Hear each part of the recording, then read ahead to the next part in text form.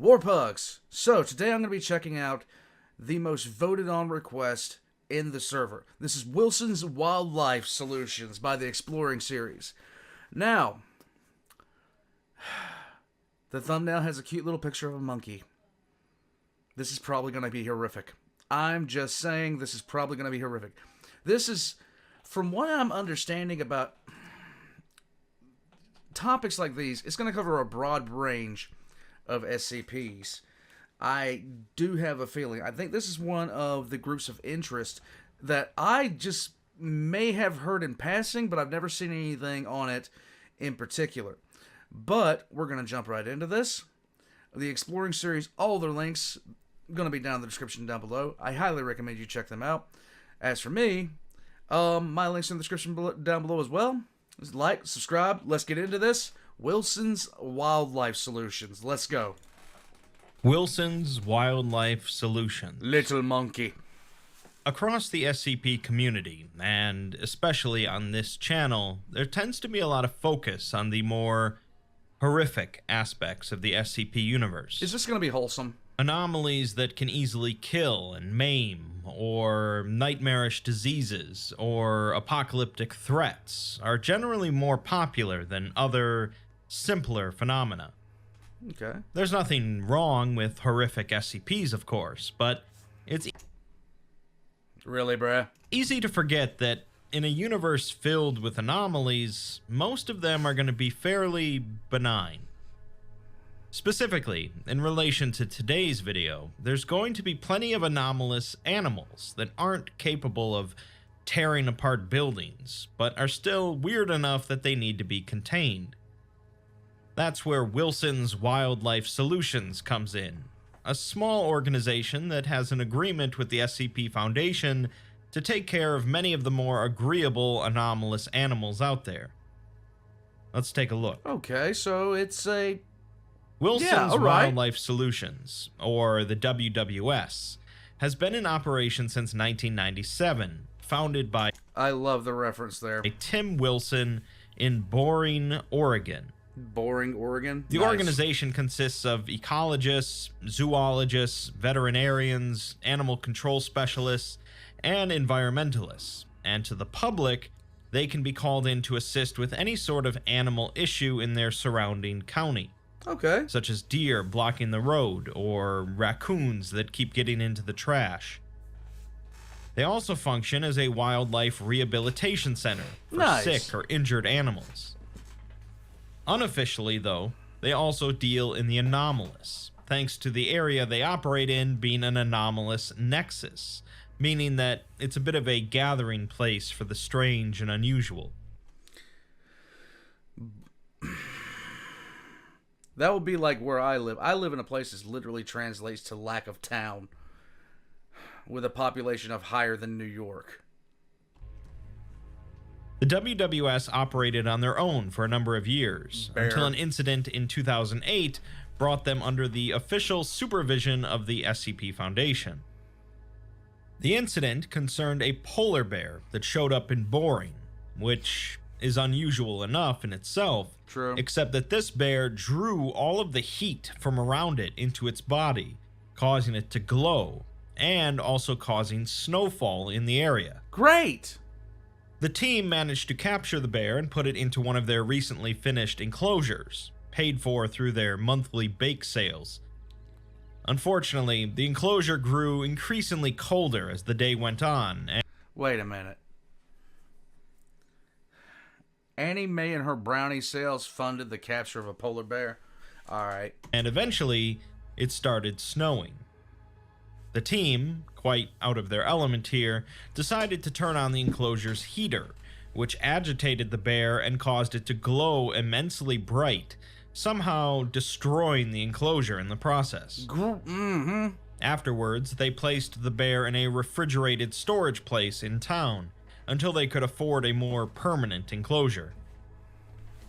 The actual incident, however, occurred when a heat wave hit the county a few days later, which caused the polar bear to absorb large amounts of heat and start an anomalous blizzard. The bear broke out of its storage container and wandered through town, destroying 2 buildings and killing 5 people. Because The bear. freak snowstorm was, of course, picked up by the government, specifically the FBI's Unusual Incidents Unit. The bear was killed by the UIU during the incident, and the whole thing was covered up as a result of climate change. Then, in the aftermath, the Foundation came in and spoke with Wilson, asking him to sign an agreement. The Foundation had, of course, been aware of the WWS for years. Okay, so seriously, in this picture, this polar bear looks like he's taking a very, very unsatisfying dump. Get that image out of your head. As it's hard for the Foundation to miss that amount of anomalies being in one area. But they had let them be because the WWS were actually surprisingly effective at taking care of so many weird animals. Okay. Additionally, the people of Boring, being inside of this nexus, considered all of the anomalous animals to be fairly normal, so there was less risk of them breaking the veil. The Foundation had even been financially supporting the WWS for years, acting as anonymous donors to their bake sales. Oh, okay. The polar bear incident changed things a bit, however, as it became clear that while the WWS were shockingly capable most of the time, there were still occasional animals that were just a bit too much for them. This brought about the so-called Boring Agreement between the WWS, the Foundation, and the US government. Okay. Although the WWS came to refer to the Foundation only as the supervisors. Okay. The agreement was pretty simple.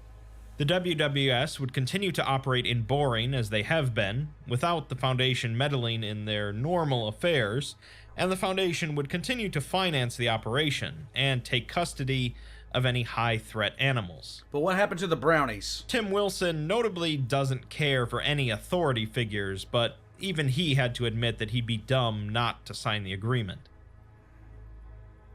There's actually quite a bit of material based around the WWS on the SCP Wiki, with a couple of dozen SCPs at least mentioning them, and a whole slew of tales, as well as short documents looking at specific anomalous animals in the care of the WWS, called Critter Profiles. We need to get 999 a little fluffy kitten. Just a little fluffy kitten. Let's go. While normally in a video covering a group of interest, I would go over several SCPs related to them, for this one I'm actually going to just be looking at some of the Critter Profiles, because frankly, when else would I cover them? Let's start with a critter profile on a school of Pacific herring, functioning as a singular organism which the WWS has named Caddy. Caddy. Caddy lives off the coast of Oregon, but they followed her inland along the rivers as well. When Caddy feels threatened, all of the fish in her school form together into the shape of a giant sea monster, with each fish secreting a sticky substance that binds them together. Okay. Any stray herring that Caddy comes across will generally join the school as well, developing similar properties. The giant sea monster form is anywhere from 30 to 50 feet long, and is capable of propelling itself with side-to-side motions, akin to a giant snake. The WWS has clocked her top speed at about 30 knots, or about 34 miles per hour, and she's capable of attacking by swinging her tail at high speed. She has, however, taken to one of the WWS members, who she has on occasion let ride on her back when grouped up. Caddy has apparently been in the local folklore for quite some time, known as the Cadborosaurus, and while the WWS don't pay much attention to folklore, they decided to look into it after one of their members caught a glimpse of Caddy while out on a fishing trip. They sent out all 3 of their boats after it, with a big net, but every time they had her cornered, she seemed to disperse and reappear just out of reach. Lol. That's when the head of the aquatics team went out on her own with a bucket of bait fish, and managed to calm Caddy down and feed her the bait. Eventually, she went back to shore, and Caddy followed her, So now the WWS routinely heads out to feed her and keep her away from populated areas. They thought about trying to relocate her to one of the nearby rivers, but the entire school is too large, and messing with an animal's natural habitat isn't their style. Good. They did, however, manage to take some of the fish and extract the sticky substance they secrete, which they've taken to using as an adhesive that works even when submerged. They'd like to begin breeding some of the fish specifically to produce more of this adhesive, which they've used for everything from fixing up a barn roof to keeping muskrats out of the reservoir. Build a shack out of it, on camera, call it Caddy shack glue. Let's move on to something more terrestrial. Tapir? A hybrid between a Malaysian tapir and a greater Baku, a type of Japanese yokai, which is known for its ability to eat dreams. They've named this creature Bakugo, and it's capable of a complex chemical and magical process which involves a special organ that allows it to derive energy from halting human REM sleep. It's also capable of deriving nutrition from eating things a Malaysian tapir would normally eat. The profile states that Bakugo is a bit standoffish, but he'll eagerly eat an apple out of your hand or a nightmare out of your brain. Well, Bakugo nice. was rescued from an illegal zoo in Eventide, Oregon, another anomalous nexus that is affected by a perpetual nighttime. Since Bakugo was born in captivity and had never experienced natural light, he was taken into the WWS's care.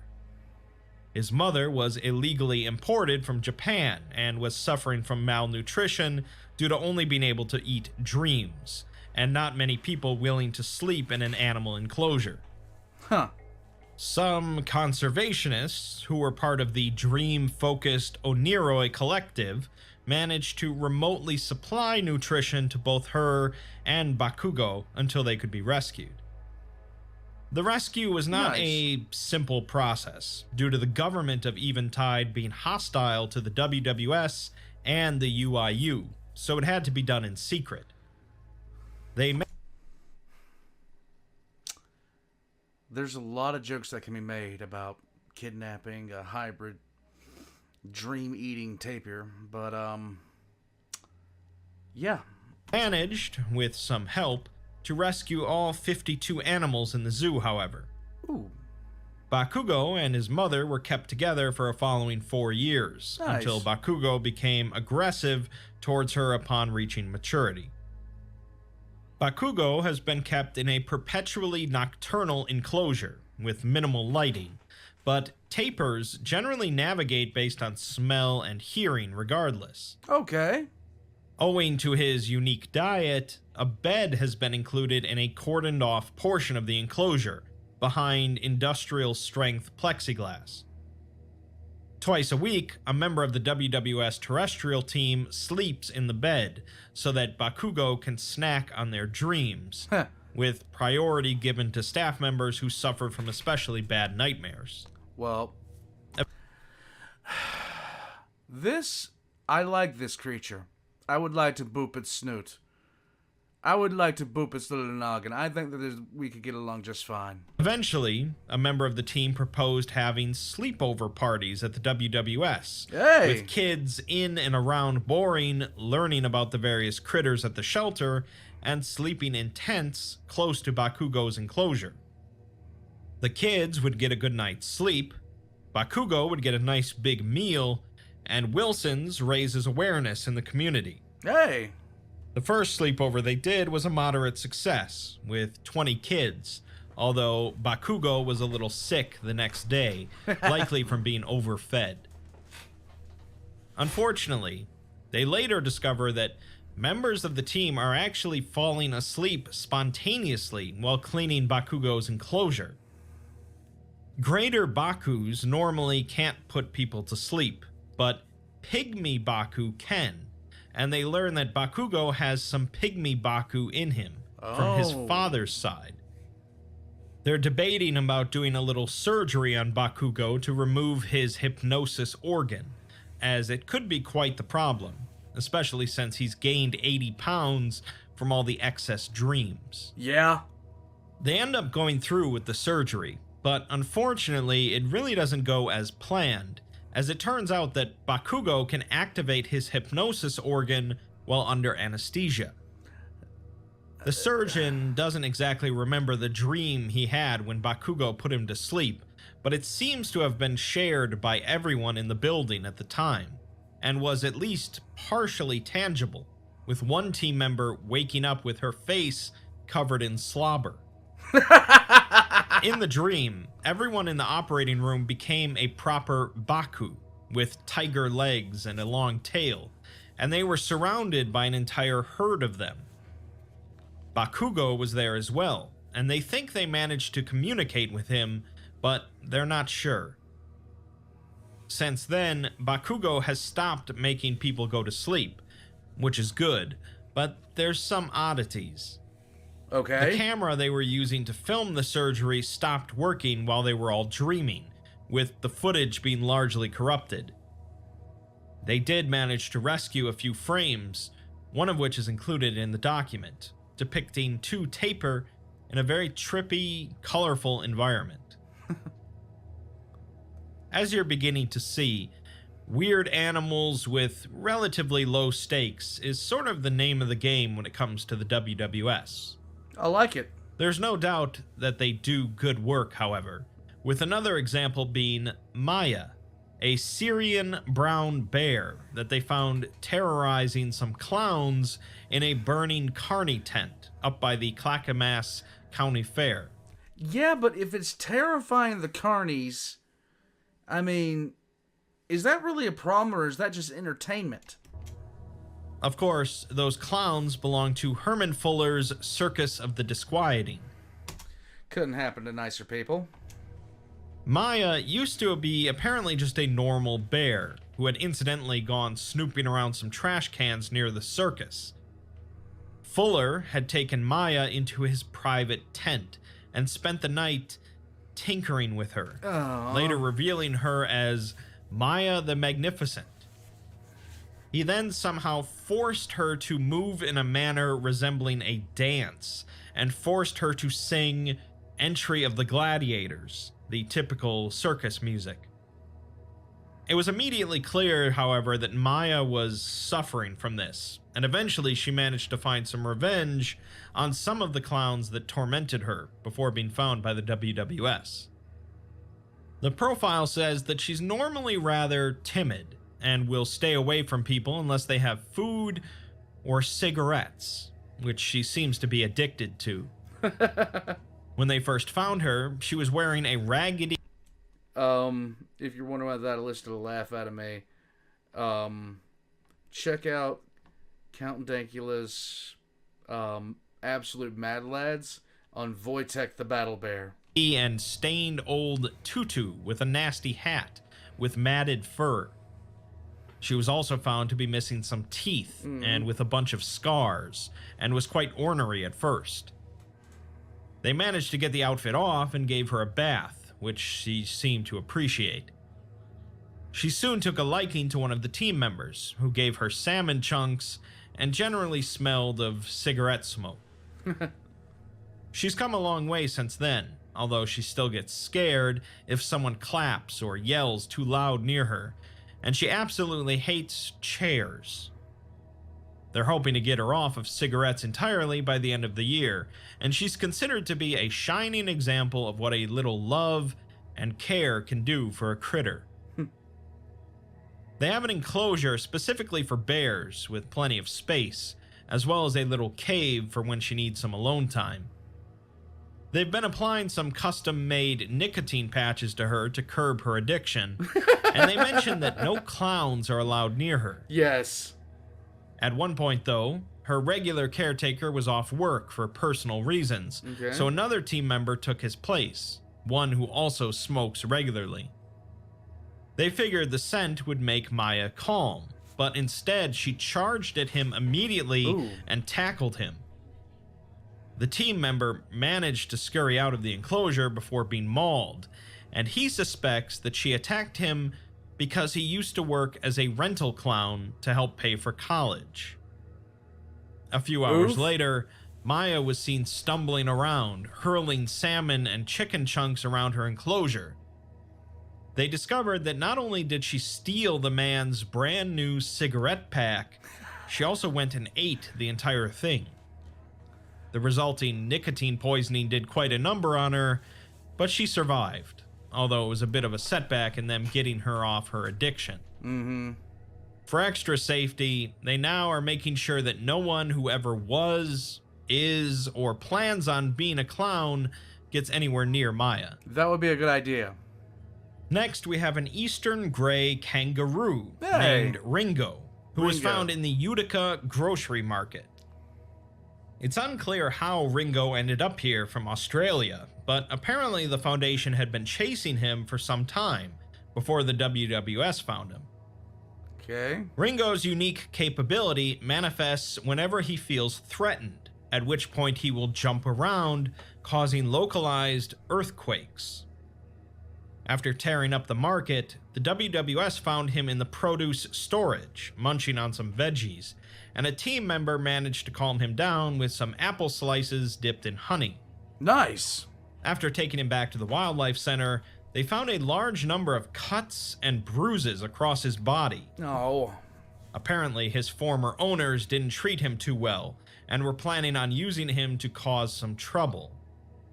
His former owners were actually the If you mistreat animals, you're a dick. Chaos Insurgency, Oh. a group dedicated to anomalous anarchy.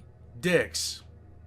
Ringo was diagnosed with a form of PTSD and will begin shaking the area whenever someone he doesn't know approaches him.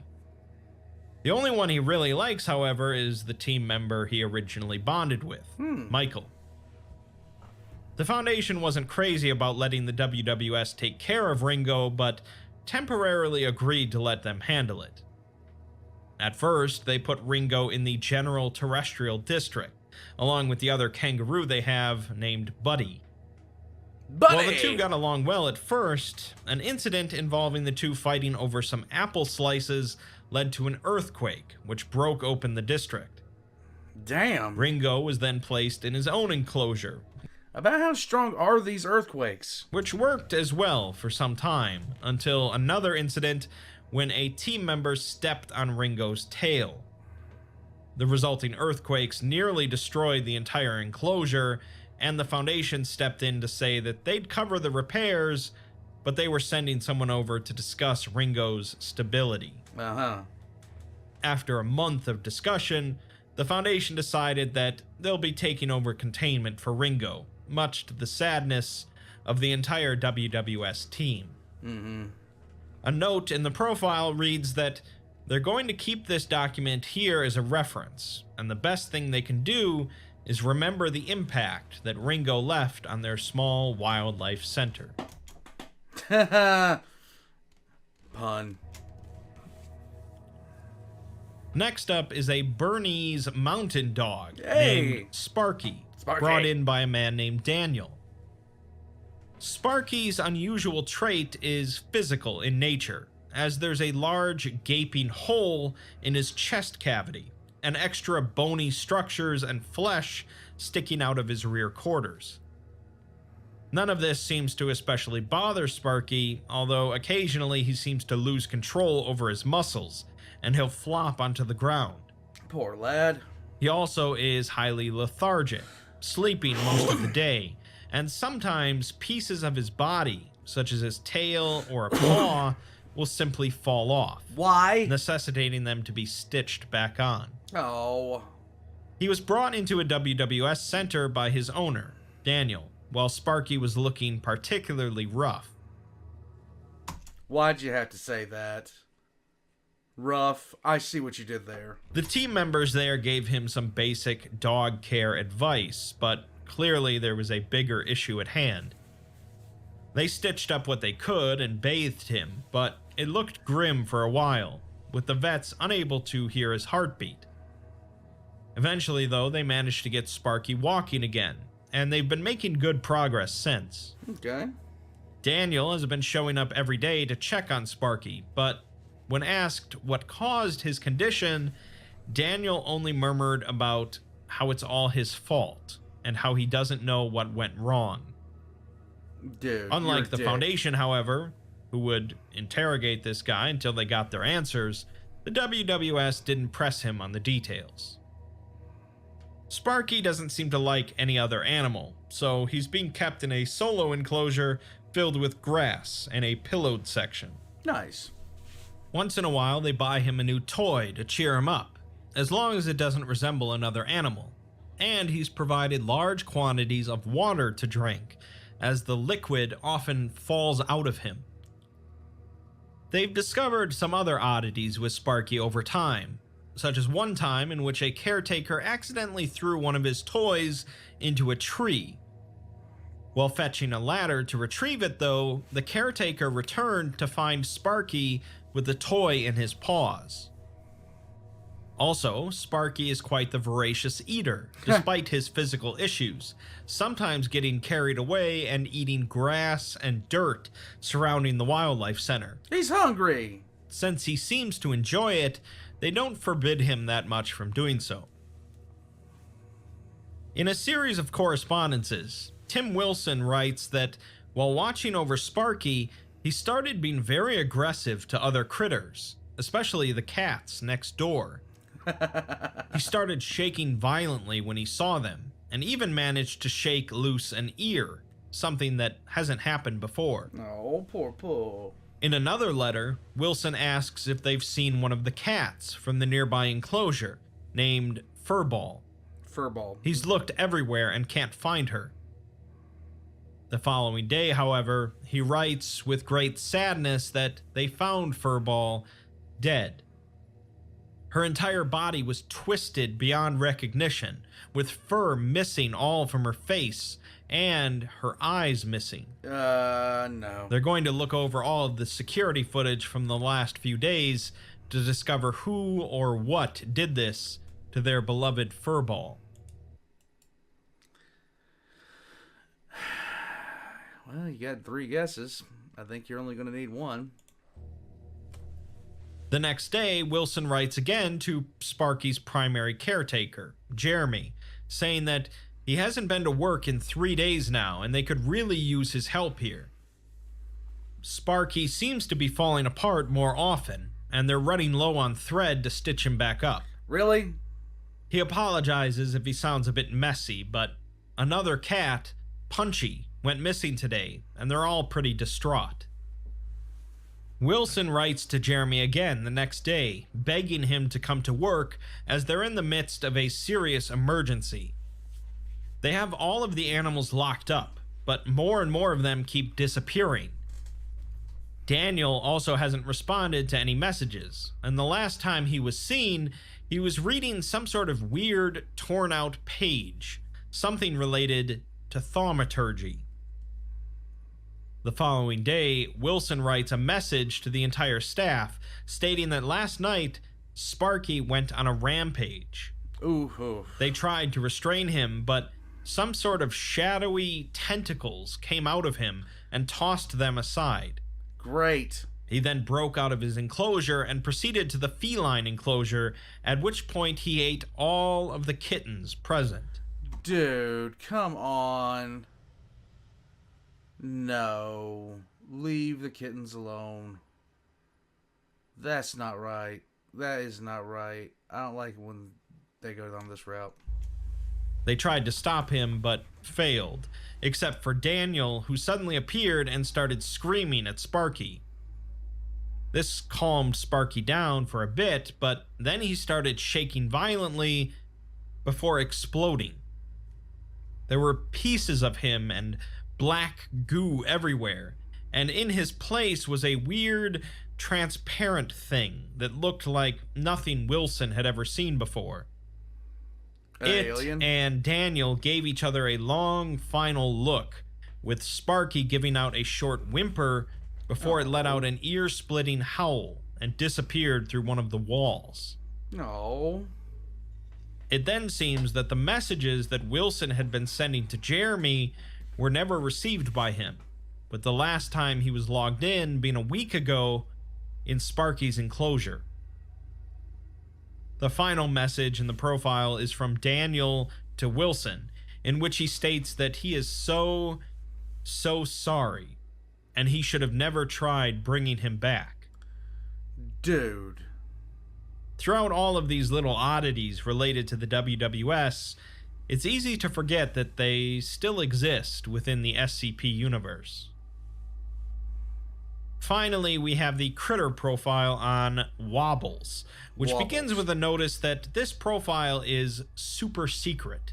Faewin Wilson, Tim's daughter, writes that in light of recent events, they've decided it may be for the best to keep information about Wobbles under wraps.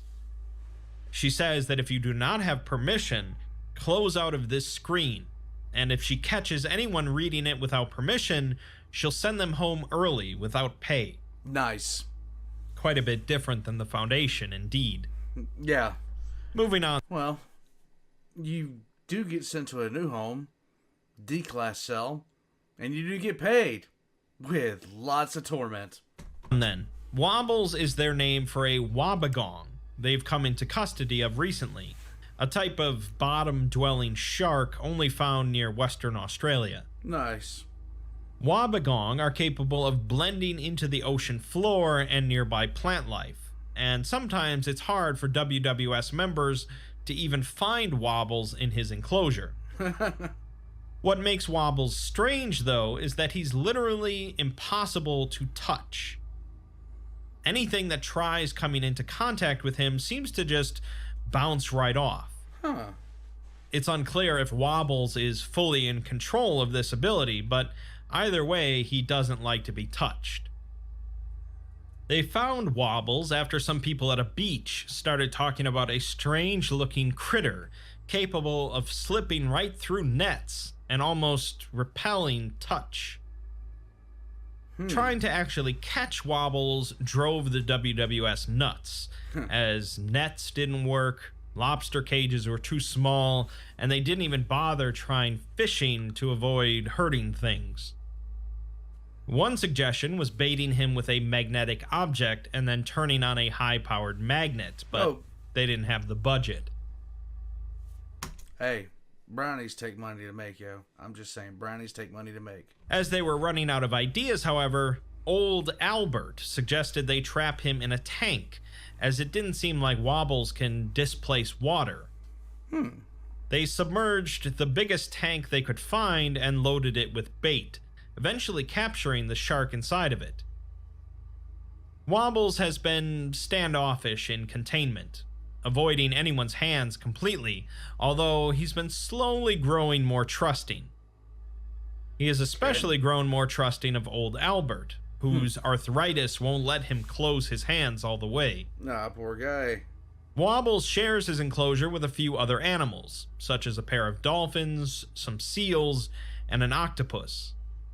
They added in a few hiding places for him, and every once in a while they'll have to change around the locations of the hiding places, as he'll only use them each a few times. Smart lad. They were initially wary of putting other creatures in the same enclosure, but even if the seals or octopus wanted to eat Wobbles, they'd have to catch him first. True. Unfortunately, an incident eventually occurred when they accepted a volunteer form from a man they had never seen around Boring before. Okay. The man claimed to be very experienced with sharks, but when he showed up for his first day of work, he ran straight to the marine enclosure while yelling about a shark punching center. Just as he was about to...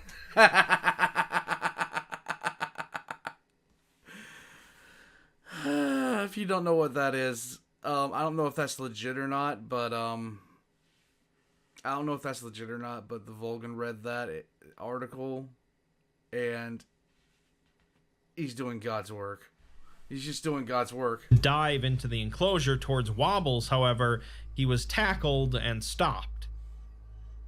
It seems that despite being an expert in shark punching, he was clearly not as versed in dealing with humans. They handed him over to the Foundation, who seemed just as confused as they were, but were interested in learning more about his fellow shark-punching lunatics. Nice. It seems that the WWS can no longer trust people like they used to, and they'll have to do a better job of vetting volunteers. In the meantime, this profile will be password protected, and if any shark-punching creeps read it, they should know that this is Wilson's Wildlife Solutions, where all critters are welcome, not Wilson's Salakian Wrestling. Obviously, the general point of Wilson's Wildlife Solutions is a bit more of a light-hearted, wholesome side of the SCP universe. And I like it. It's still weird and odd, but rather than the cold, clinical perspective of the Foundation, these are people that generally just care about animals, regardless of how strange they might be. I only looked at a handful of the large number of critter profiles there are, and there's a whole slew of tales related to the WWS as well. They've also been involved in some bigger pieces, including ones I've already covered, such as a section of SCP-6500, and more notably, the Insect Hell Cannon, in which the WWS accidentally causes a global apocalypse by being a bit too carefree with some multiplying locusts. I cover a lot of dark, horrific stuff on this channel, but it's always nice to take a little break from time to time and look at some weird but lovable critters. Look at his little face. He wants to leave so bad.